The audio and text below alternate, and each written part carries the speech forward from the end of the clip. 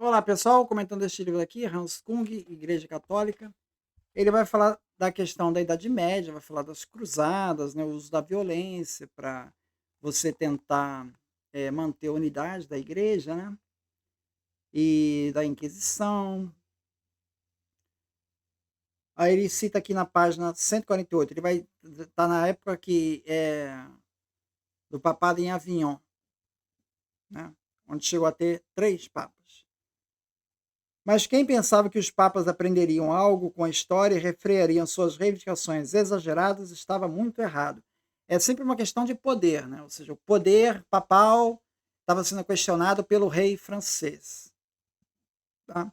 O aparato dos oficiais do Papa, a administração financeira e o vasto mecanismo do cerimonial papal foram construídos em Avignon a um custo elevado.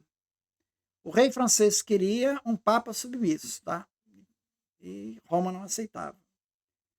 O estátuo papal que fora derrubado, o novo e gigantesco palácio papal em Avignon, com sua capela para o culto palaciano e finalmente a aquisição do condado de Avignon, exigiriam dinheiro aos montes.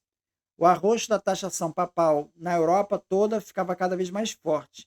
Havia uma exploração da igreja inteira, o que era lamentado em toda parte, e resultou no isolamento perigoso entre o papado e muitos países.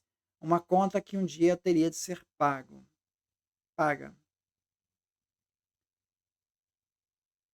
Não surpreende que a oposição ao Papa aumentasse tremendamente no século XIV. Tinha sua base nas universidades, colégios, escolas, na classe média ascendente, nas cidades, e entre figuras literárias e publicistas influentes. Em sua Divina Comédia, Dante Alighieri condenou o Papa Bonifácio VIII ao inferno. Extraordinariamente, essa época assistiu. Então, veja, está no momento em que a autoridade papal está sendo questionada de tudo quanto é lado, né? Então, essa época assistiu à criação da doutrina da infalibilidade papal, que não se encontra no decreto Graciano, em Tomás de Aquino, ou nas palavras dos papas canonistas dos séculos XII e XIII. Ela foi propagada por um franciscano excêntrico chamado Petrus Olive, que fora acusado de heresia por causa de sua associação com as visões apocalípticas de Joaquim de Fiore. A afirmação da infalibilidade papal ligaria todos os papas seguintes, de uma vez por todas, ao decreto do Papa Nicolau III em favor da ordem franciscana. Mas essa doutrina inicial da infalibilidade e reformabilidade da decisão papal, a princípio não levada muito a sério, foi finalmente condenada numa bula de João 22, em 1324, como obra do diabo, o pai de todas as mentiras. Olha, foi condenada. Para ser requentada somente pelos publicistas conservadores e os papas do século XIX. Então, a infalibilidade papal foi condenada como heresia ali em João 22, 1324, e só foi retomada lá no século XIX.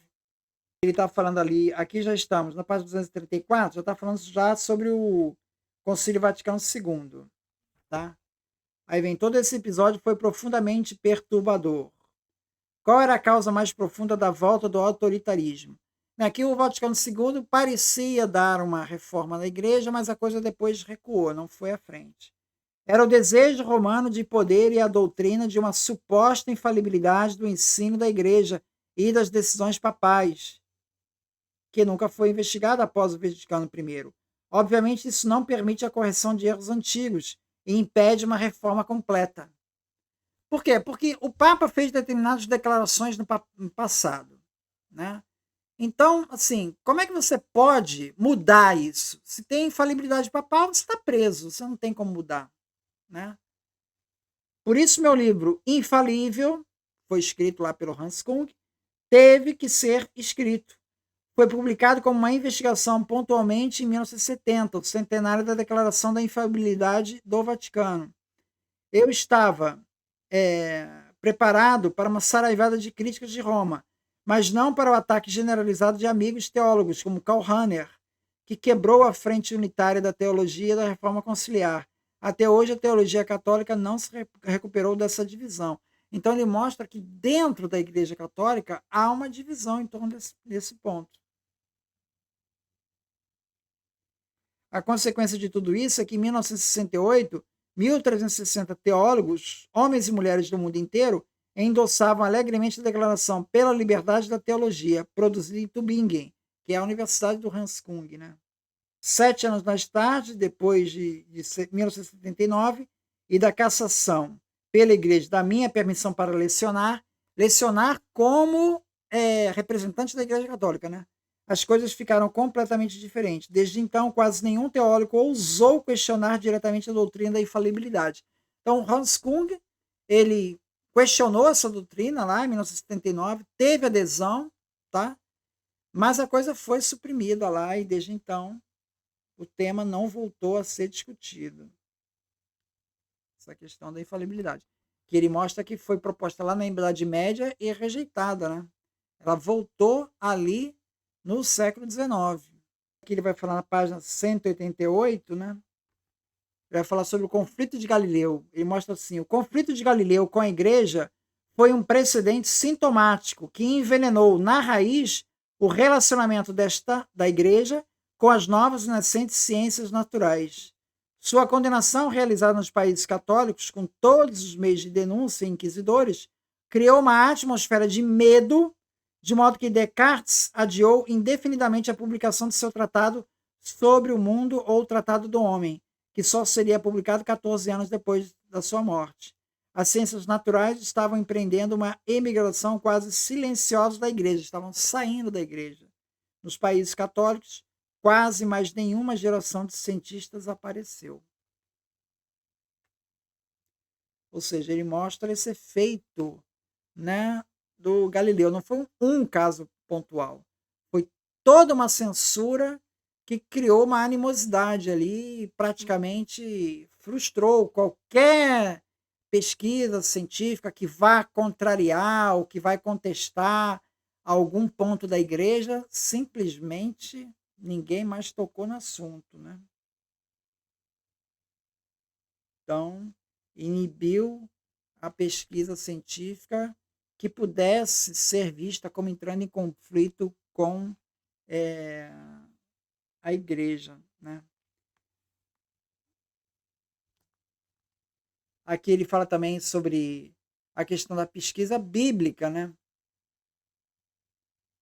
A pesquisa bíblica, ele cita o caso do francês Richard Simon, que era um contemporâneo de Descartes e Galileu,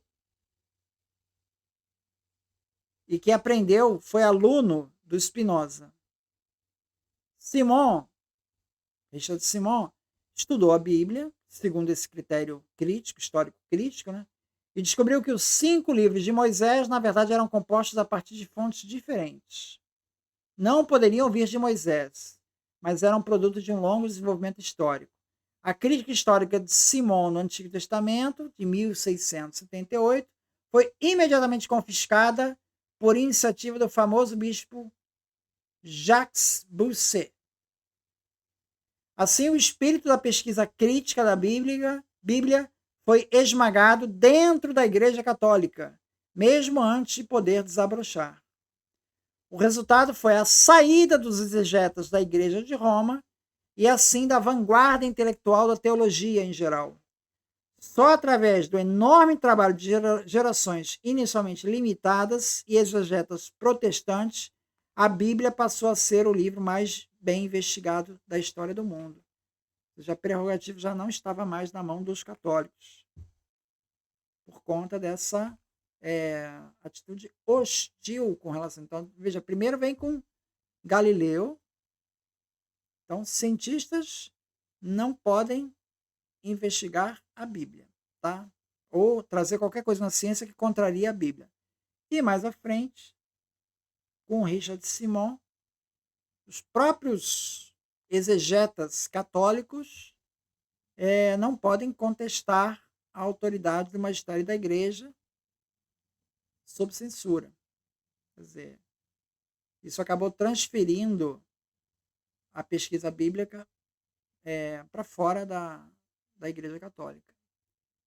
Página 191 do Hans Kung. É isso. Muito obrigado, então.